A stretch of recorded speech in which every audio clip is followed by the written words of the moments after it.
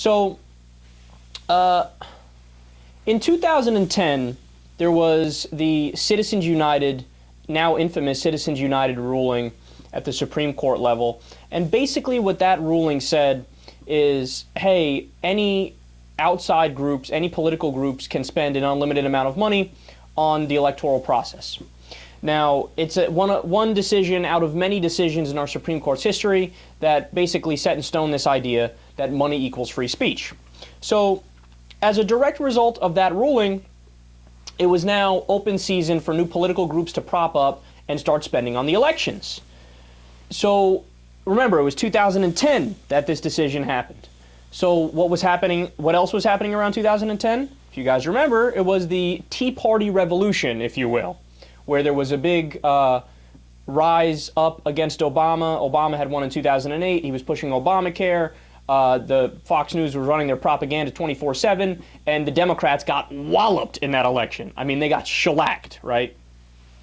So what we saw was a boom in a certain type of political organization known as a 501c4. Now, that's just basically a fancy legal way of saying, hey, this group is specifically for social welfare primarily. If you register as a 501c4, your group needs to primarily be for social welfare. So what happened is there was a whole bunch of Tea Party Patriot groups, far right-wing anti-tax groups, that submitted applications to the IRS to get status as a 501c4. Now, the classic example that I keep giving is Crossroads GPS, Karl Rove. His group is a 501c4, and they're the textbook example of blatantly breaking tax law. Why? Because they're not actually for promoting social welfare. They're for what's legally called electioneering, which means you spend money on elections to get people put in office. So it's just not allowed. What Karl Rove is doing is illegal, and what other political groups are doing, if they follow the same model as Rove, is illegal as well. So let me put you in the position of the head of the IRS at that point in time. So you have the ruling with Citizens United. All of a sudden, you just got over 300 applications. None of them from left-wing groups, because again, there wasn't a left-wing revolution at that point in time. You could argue that happened in 2008 before Citizens United. There was a right-wing revolution where it was all Tea Party groups. So you get over 300 applications from explicitly small government anti-tax groups that say, hey, yeah, we want to apply for status as a social welfare group. Over 300 applications. What do you do if you're the head of the IRS? Now, call me crazy, that seems like a red flag to me. Hey, they're anti-tax groups, number one. Now, if that was it, then I'd say, okay, it's unjustified if you're going just based off of that. But it's the mix of being anti-tax groups, number one, and number two, the Citizens United ruling, which led to a whole bunch of people taking advantage of the 501c4 groups when they shouldn't have been allowed to register as the 501c4 groups. The exact example of that is Karl Rove's group, right? So what they decided to do, by the way, it wasn't, from what we know now, it wasn't a decision from higher up on down. Now that might change, to be completely fair here, but there were people working at the IRS that said, hey, in order to make this easier for me to flag certain applications for extra scrutiny, we'll go by keywords. We'll go by Tea Party and Patriot. Now, what the rest of the media is doing, they're not telling you the entire context of what led up to the IRS making that decision. Instead, they're going, IRS unfairly targeted conservative groups. That's it. No context, no explanation, no actual facts behind the logical progression that led to it. So you're given the impression that it's a openly politicized organization where people are sitting there twisting their evil mustaches saying, how do we fuck conservatives in the ass? You ready for the big whopper?